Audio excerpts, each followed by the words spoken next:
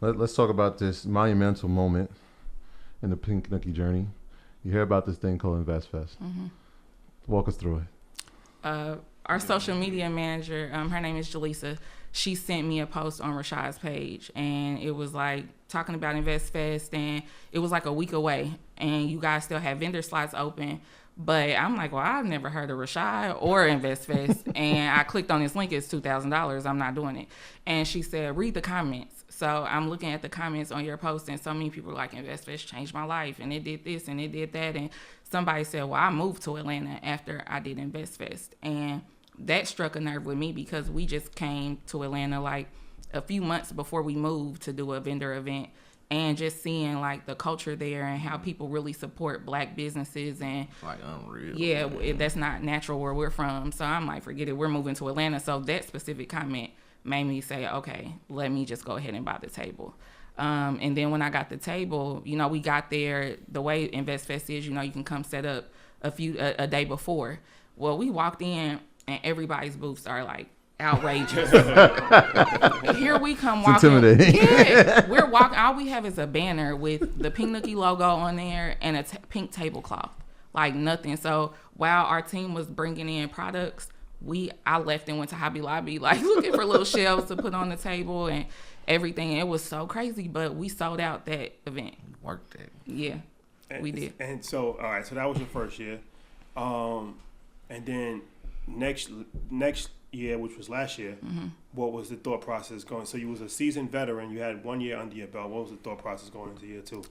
We invested in a totally different setup. Like we had like a backdrop. It lit up with the logo and everything on there. I actually had people come down, and like my mom came, my social media manager came. We made sure we shut the website and store down for a few days just to be able to make inventory for Investfest only, because it's crazy. Like you have to have enough business card. I mean, it's just the way we hustle, like, cause we hustle, we stand in the middle of the crowd, stopping everybody. You walking by, come here, let me show you something. So we had to be extra prepared because we know we gonna hustle. We got a big goal, so we can come to play. Yeah, year one was there nerve, right? Was there anxiety built up of like, hopefully this works, because you didn't have the best experience. Yeah, that's the first question, and the second one was as far as inventory, because I always wonder, right, when people are doing their vendor booths, do they realize what's about to happen? No, they don't realize. Did they over prepare or did they under prepare? So did you guys sell out of all products like day one, day two, or by day three it was like, we got to figure something out. I got to go to the shop and make the first year we had to go home that night and make stuff. After Friday? Yeah, the first year. Okay. We had to go home and make more stuff. And then the parking situation for Investfest is crazy.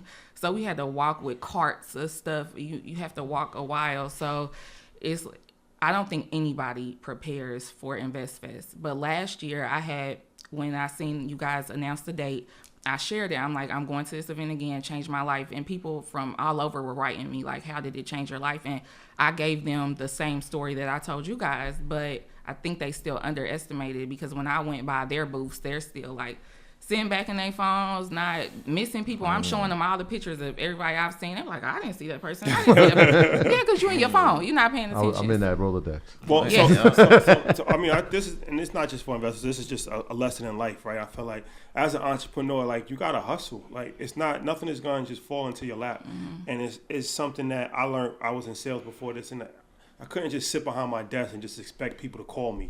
Right. I would have to go out and get out of my comfort zone. And I feel like a lot of vendors don't fully understand that, right? And they feel like, okay, well, Rashad didn't come talk to me. Like, yes, it's like it's 20,000 people there. Yes, I'm not the person I'm not the only person here. They told me that.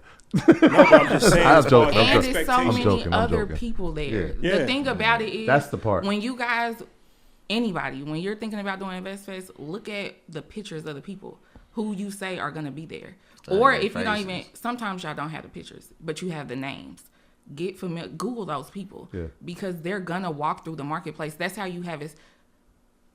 Subconsciously, y'all have it set up for the vendors to win, but the vendors aren't paying attention, because the way to get to all the speakers, you have to go through the marketplace.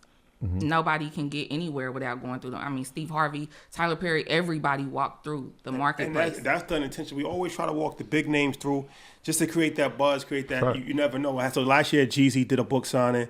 We walked Steve Harvey through. Dan Cathy walked through on his own. You met Dan Cathy. Yeah. So tell us about that experience. I feel like I did. It was you. Tell the story then, because you did bring him to me. It was a Sunday. Yep. And it was Chick-fil-A. Chick-fil-A is closed on Sunday. And I'm like, who is this man walking through here with Chick-fil-A on and a it was Sunday? early, mind you. He had probably like 8:30. 8:30. Like nobody wasn't even there. There's probably like 3-4 vendors out. Yeah, I remember. And he had bags in his hand of Chick-fil-A. That is the thing that got me. Like, so we're setting up our booth, and Ricky's like, "Who is that man?" I said, "I don't know. He got Chick-fil-A." So he like, "Shoot, let's throw some." We throwing products in the bag to catch it because he's all the way past. Yeah, and he had his name tag on. That's what so we went and took pictures with him and everything. And he, when it came time to take the picture, of course, me and Ricky are together. He's like, "Oh, put the rose in between the two thorns," and he was just so cool. Like he talked about the products. We gave him men's products and women's products. That's the thing. And what you're saying is correct, right? So like even in the lobby part, everyone's face who's speaking is there.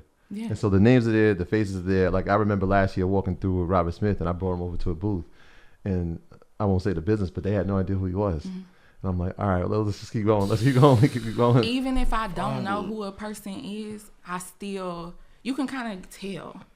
So I'm gonna take a picture and then I'm Google image search it later and be like, oh, I got a picture with this person. That's how I did too. Yeah. It was like 5 people we took pictures with later on. Google, I'm like, oh, okay. Sweet. Because I didn't know who Mike's wife was at first. Okay. But I took a picture with her, and then Mike came around, and then he's so cool, and he's like, yeah, I got to bring my wife back, and he brought her back. I'm like, all right, talk to her. Like DJ Scream did that first year. Yep, he brought his wife back. We talked to him about our story and products. He's like, I'm gonna bring my wife back. We like, all right, man. He really came back, brought his wife back. This was the first time we went to Investfest. Yeah.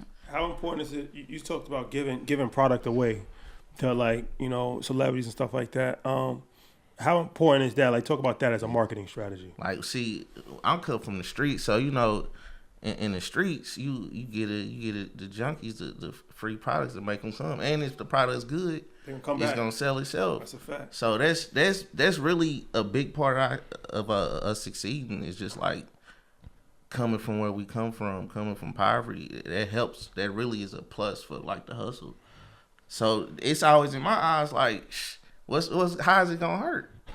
What's gonna hurt? Or even if you don't take it, because I've had celebrities like, oh, I don't want to take it, or obviously I'm in a feminine hygiene lane, so sometimes it's kind of sketchy on it. But 9 out of 10, I'm gonna have on a Pink Nookie shirt. You're gonna take a picture with me. Your face is clickbait, so I'm gonna post a picture, and it's gonna bring more people to my page just because it's a celebrity. They're like, I took a picture with Dame Dash. I had gave him the men's product and.